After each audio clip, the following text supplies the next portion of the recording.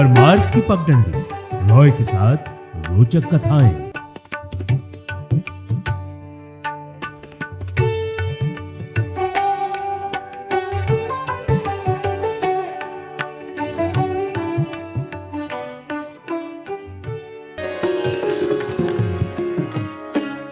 आज कथा महाकुंभ की, या यूं कहें पूर्ण महाकुंभ की।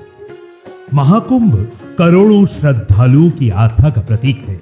महाकुंभ सिर्फ एक मेला नहीं है, बल्कि ये आस्था, परंपरा और हिंदू संस्कृति का संगम है, समागम है। श्रद्धालुओं के लिए ये एक पवित्र एहसास है, एक मोक्षदायिनी अनुभूति है, जिसका इंतजार सभी श्रद्धालुओं को बेसब्री से रहता है। 144 साल बाद पूर्ण महाकुंभ लग रहा है, या पूर्ण महाकुंभ लगता है। सरल शब्दों में समझें तो हर साल कुंभ और 12 साल लगातार 12 वर्षों तक महाकुंभ लगने के बाद पूर्ण महाकुंभ लगता है, जो 144 वर्षों के बाद आता है। कुछ ग्रंथों में बताया गया है कि कुंभ मेला का आयोजन 850 साल लगभग से ज्यादा पुराना है। आदि शंकराचार्य द्वारा महाकुंभ की शुरुआत की गई थी। कुछ कथाओं में बताया गया है कि कुंभ का आयोजन समुद्र मंथन के बाद से ही किया जा रहा है, जबकि कुछ विद्वानों का कहना है कि गुप्त काल के दौरान से ही इसकी शुरुआत हुई थी। लेकिन सम्राट हर्षवर्धन से इसके प्रमाण देखने को मिलते हैं। इसी के बाद शंकराचार्य और उनके शिष्यों द्वारा सन्यासी अखाड़ों के लिए संगम तट पर शाही स्नान की व्यवस्था की गई थी। प्रसिद्ध चीनी यात्री हुएनसांग ने अपनी भारत यात्रा के दौरान कुंभ मेले के आयोजन का भी उल्लेख किया था। इसी के साथ उन्होंने राजा हर्षवर्धन का जिक्र करते हुए लिखा था कि उनके दयालु स्वभाव के कारण ही हुएनसांग लिखते हैं कि राजा हर्षवर्धन लगभग हर 4-5 सालों में नदियों के समागम और संगम पर एक बड़ा आयोजन करते थे, जिसमें वो अपना पूरा कोष गरीबों और धार्मिक लोगों को दान में दे दिया करते थे। समुद्र मंथन के बारे में शिव पुराण, मत्स्य पुराण, पद्म पुराण, भविष्य पुराण समेत लगभग सभी पुराणों में जिक्र किया गया है। मान्यताओं के अनुसार समुद्र मंथन के दौरान जब अमृत कलश बाहर आया था, तब देवताओं और राक्षसों के बीच तनातनी और संघर्ष को कम करने के लिए भगवान विष्णु ने मोहिनी अवतार लिया था।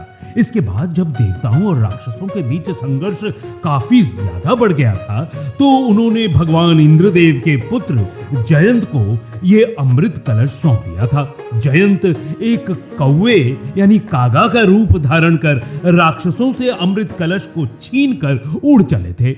जब वो घट को लेकर भाग रहे थे, यानी कि उड़ रहे थे, तो अमृत कलश से कुछ बूंदे प्रयागराज, उज्जैन, हरिद्वार और नासिक में गिर गई थीं। जहां जहां अमृत कलश की बूंदें गिरी, वहां वहां कुंभ मेले का आयोजन किया जाता है। रोचक कथा यह है कि जब जयंत कौवे के रूप में अमृत कलश को लेकर जा रहे थे, तो उनकी जीवा पर भी अमृत की कुछ बूंदें लग गई थी, जिस वजह से कौवे की आयु लंबी होती है और वो उस युग से इस युग तक आज तक मौजूद है। और ऐसा कहा जाता है कि कौवे जब भी मरते हैं तो दुर्घटना में ही उनकी मृत्यु होती है, अन्यथा प्राकृतिक रूप से मृत्यु नहीं होती। इसके अलावा अमृत की कुछ बूंदें दूर्वा घास पर गिर गई थी, जिस वजह से दूर्वा को पवित्र माना जाता है और सर्वप्रथम पूजनीय देवता गणेश जी को अर्पित किया जाता है। हर धार्मिक विधि विधान में दूर्वा घास की आवश्यकता होती है और उसे प्रयोग में लिया जाता है। प्रयागराज में लगने वाले महाकुंभ का महत्व अत्यधिक माना गया है। दरअसल यहाँ 3 पवित्र नदियों गंगा, यमुना और सरस्वती का संगम है, जिस वजह से ये स्थान अन्य जगहों की तुलना में अधिक महत्वपूर्ण है। यहाँ ये बताना भी जरूरी है कि सरस्वती नदी लुप्त हो चुकी है, लेकिन वो धरती के धरातल पर आज भी बहती है। ऐसी मान्यता है कि जो व्यक्ति इन 3 नदियों के संगम में शाही स्नान करता है, उसे मोक्ष की प्राप्ति होती है। इसलिए प्रयागराज में इसका महत्व अत्यधिक माना गया है। प्रयागराज में गंगा, यमुना, सरस्वती के संगम तट पर हरिद्वार में गंगा नदी के तट पर, उज्जैन में शिप्रा नदी के तट पर और नासिक में गोदावरी नदी के तट पर कुंभ मेले के आयोजन की परंपरा है। कुंभ मेला हर 12 साल में आयोजित होता है, जबकि हर 6 साल में अर्ध कुंभ का आयोजन किया जाता है। कुंभ पर्व का महत्व केवल धार्मिक दृष्टिकोण से नहीं, बल्कि सामाजिक और सांस्कृतिक दृष्टि से भी अत्यंत महत्वपूर्ण है। इस मेले में संत, महात्मा, ऋषि मुनि, आस्थावान श्रद्धालु और पर्यटक बड़ी संख्या में शामिल होते हैं। कुंभ स्नान का महत्व हिंदू धर्म ग्रंथों में विस्तार से वर्णित है। मान्यता है कि कुंभ में स्नान करने से व्यक्ति के सभी पाप धुल जाते हैं और उसे परम मोक्ष की प्राप्ति होती है। इसके अलावा कुंभ मेला आध्यात्मिक ज्ञान, सांस्कृतिक आदान प्रदान और सामाजिक समरसता का भी प्रतीक है। यहाँ कई आध्यात्मिक और धार्मिक सभाएं आयोजित होती हैं, जिनमें साधु संतों के प्रवचन, योग साधना और विभिन्न अनुष्ठान शामिल हैं। यहाँ पहली कथा इंद्र से संबद्ध है, वो भी हम आपको बताना चाहेंगे, जिसमें महर्षि दुर्वासा द्वारा दी गई दिव्य माला का असहनीय अपमान हुआ था। इंद्र ने इस माला को ऐरावत के मस्तक पर रख दिया और ऐरावत ने उसे नीचे खींचकर पैरों से कुचल दिया। महर्षि दुर्वासा ने फलतः भयंकर श्राप दिया, जिसके कारण सारे संसार में हाहाकार मच गया। अनावृष्टि और दुर्भिक्ष से प्रजा त्राही त्राही कर उठी। नारायण की कृपा से समुद्र मंथन की प्रक्रिया द्वारा लक्ष्मी का प्राकट्य हुआ, जिसमें वृष्टि होने लगी और कृषक वर्ग का कष्ट कट गया। अमृत पान से वंचित असुरों ने कुंभ को नागलोक में छुपा दिया था, जहां से गरुड़ ने उसका उद्धार किया और उसी संदर्भ में क्षीर सागर तक पहुंचने से पूर्व जिन स्थानों पर उन्होंने कलश रखा, वे ही कुंभ स्थलों के रूप में प्रसिद्ध हुए। दूसरी पौराणिक कथा प्रजापति कश्यप की 2 पत्नियों के सौतिया डाह से संबद्ध है। विवाद इस बात पर हुआ कि सूर्य के अश्व काले हैं या सफेद। जिसकी बात झूठी निकलेगी वही दासी बन जाएगी। कद्रु के पुत्र थे नागराज वासु और विनता के पुत्र थे वैनतेय गरुड़। कद्रु ने अपने नाग वंशों को प्रेरित करके उनके कालेपन से सूर्य के अश्वों को ढक लिया। फलतः विनता हार गई। दासी के रूप में अपने को असहाय संकट से छुड़ाने के लिए विनता ने अपने पुत्र गरुड़ से कहा, तो उन्होंने पूछा कि ऐसा कैसे हो सकता है। कद्रु ने शर्त रखी कि नागलोक में वासुकी रक्षित अमृत कुंभ जब भी कोई लादेगा, मैं उसे दासत्व से मुक्ति दे दूंगी। विनता ने अपने पुत्र को यह दायित्व सौंपा, जिसमें वे सफल हुए। गरुड़ अमृत कलश को लेकर भूलोक होते हुए अपने पिता कश्यप मुनि के उत्तराखंड में गंधमादन पर्वत पर स्थित आश्रम के लिए चल पड़े। उधर वासुकी ने इंद्र को सूचना दे दी।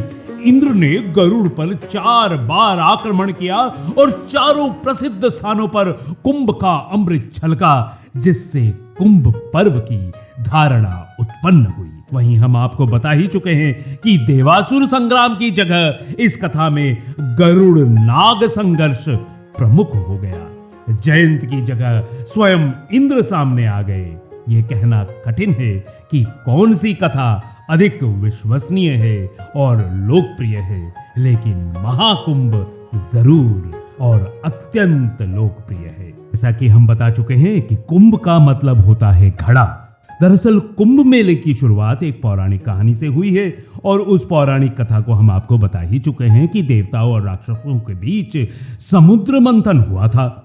हुआ ये कि ऋषि दुर्वासा ने देवताओं को श्राप दिया था, जिससे वे कमजोर हो गए थे।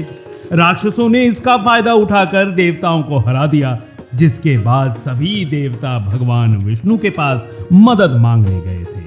भगवान विष्णु ने कहा कि अमृत पाने के लिए समुद्र मंथन करना होगा। अमृत यानी ऐसा अमर पेय जो पीने से देवता फिर से ताकतवर हो जाएंगे। तब देवताओं ने राक्षसों को मना लिया कि चलो मिलकर समुद्र मंथन करते हैं। राक्षस भी अमृत के लालच में तैयार हो गए। जब समुद्र मंथन हुआ तो कई चीजें निकली, जैसे कामधेनु गाय, विष और आखिर में अमृत का कलश। जैसे ही अमृत कलश निकला, राक्षस और देवता दोनों उसे पाने के लिए झगड़ने लगे।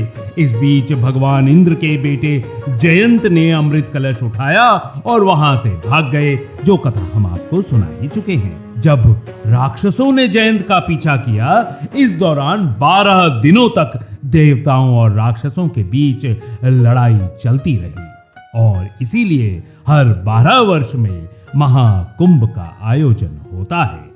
यहाँ एक रोचक बात ये भी बताना जरूरी है कि देवताओं ने इंद्र के बेटे जयंत को भेजा, जिसने कौवे का रूप धर लिया और अमृत कलश चुराकर वो स्वर्ग में छिपाने के लिए चला गया। लेकिन जयंत के साथ 4 और देवताओं को भी भेजा गया था। चंद्रमा को कलश छलकने से बचाना था, सूर्य को कलश टूटने से बचाना था, बृहस्पति को राक्षसों को रोकना था और शनि को जयंत की निगरानी करनी थी कि कहीं वो सारा अमृत खुद ना पी जाए। अब चंद्रमा की गलती के कारण कलश से कुछ बूंदें छलक गईं और जहां जहां वो बूंदें गिरी, वहां वहां महाकुंभ का आयोजन होता है।